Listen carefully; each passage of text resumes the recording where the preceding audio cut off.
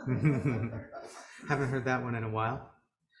Um, okay, well, it's a good night actually, a very good night. And some of the things that have happened tonight have been um, of confirming effect, both of what I'm going to speak on and of some things that have been happening just this week. So that's good. Anyway, this tonight's parsha, actually this week's parsha, is called "The 12 Tourists." Um, it's not really called that. It's called Shalach, which means to send out. And here the Torah is telling a story of how Moses sent out 12 men to the land of Canaan to take a tour and to bring back some souvenirs. Unfortunately, the tourists return with a pessimistic report about the land, and they then went on, even worse, they went on to influence the whole congregation of Israel to reject going into the promised land. So, as a result, God allowed that generation, the generation of Moses, to wander around in the wilderness for 40 years. Now, this generation of the wilderness was an amazing generation. It was handpicked by God for the most, for what has become the most, actually, what was commanded to be the most memorialized, most remembered event in all of biblical history, Jewish history. And I mean, they weren't without their faults. They grumbled and complained, obviously. But even so, God still insisted that they were the ones he wanted to inherit the promised land. Even after the debacle of the golden calf, setting up an idol before the whole congregation, they were still to be let into the promised land of Canaan. So why then does this sin, the sin of believing the evil report, why is that the last straw? You know, where this entire generation is not allowed to enter. And this is a tragic parsha. You know, you might even say it's kind of depressing to read this story, all this build up, and then, you know, the letdown, the disappointment. God told Moses in this case to send men and look at the promised land to see what they were going to be getting into.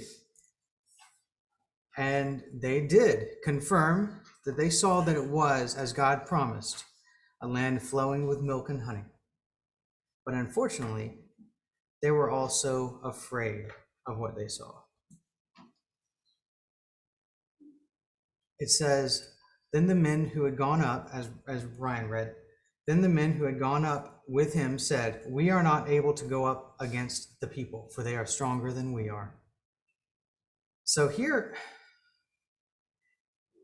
this is not just as simple as it seems. What they're saying here is not merely that the people are big and strong and they're weak by comparison. What they're really saying here is that they are stronger than our God is. And if that insult were not enough, they immediately outright rejected the promise of the Lord and tried to return to Egypt. It was at this point that God threatened to disinherit those people, and Moses and Aaron fell on their faces before the Lord to intercede on their behalf.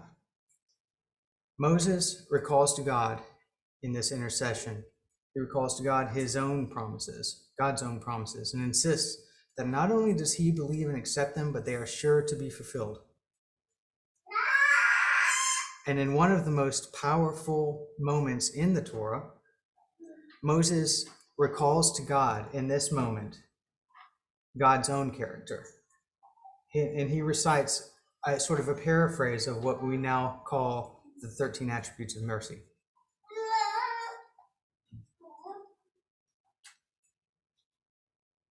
And he says, And now please let the power of the Lord be great as you have promised, saying, the Lord is slow to anger and abounding in steadfast love, forgiving iniquity and transgression, but he will by no means clear the guilty, visiting the iniquity of the fathers on the children to the third and fourth generation. Please pardon the iniquity of this people, according to the greatness of your steadfast love, just as you have forgiven this people from Egypt until now. And God, true to his character, which he was just reminded of, does exactly that. He shows mercy, but he does not completely clear the guilty. All those who brought the bad report, as well as the whole generation, are now at this point to wander the wilderness for 40 years. And all but Joshua and Caleb will die there. But still,